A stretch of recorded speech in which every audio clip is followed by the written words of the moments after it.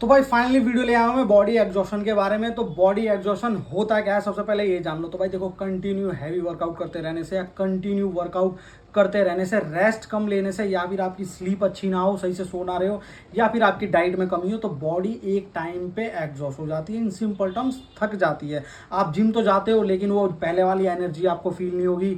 आप जो वेट मारते थे ना, वो भी वेट आपको उठाना बहुत भारी लगेगा और मन नहीं करेगा। ये है इसके साइन, ठीक है। और वैसे भी आप डे टू डे लाइफ में भी थोड़ा थके थके से और ऐसे फटीग फील करोगे, ठीक है। तो ये इसके साइंस है। अब बात करते हैं भाई सॉल्यूशन क्या है इसका। जैसा कि मैंने आपको बताया, आपकी बॉडी थक चुकी है, मतलब आपकी बॉडी को चाहिए रेस्ट और रिकवरी।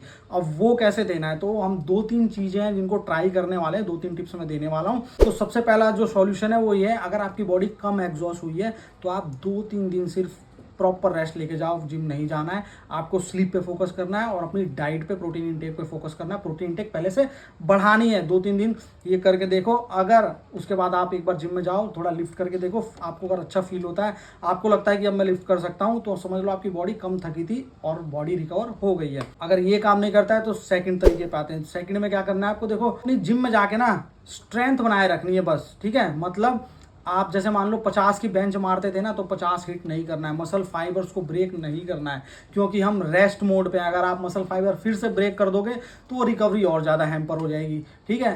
तो क्या करना है, आप जैसे 50 मारते थे तो 40 मारो, 35 मारो। और अगर आप जैसे 12 रैप मारते थे तो 9 मारो, 10 मारो, 8 मारो, ऐसे रैप भी उतने नहीं मारने हैं। इससे क्या होगा, आपकी स्ट्रेंथ तो बनी रहेगी लेकिन बॉडी के मसल फाइबर्स ब्रेक नहीं होंगे और बॉडी और ज़्यादा एग्जॉस्ट नहीं होएगी।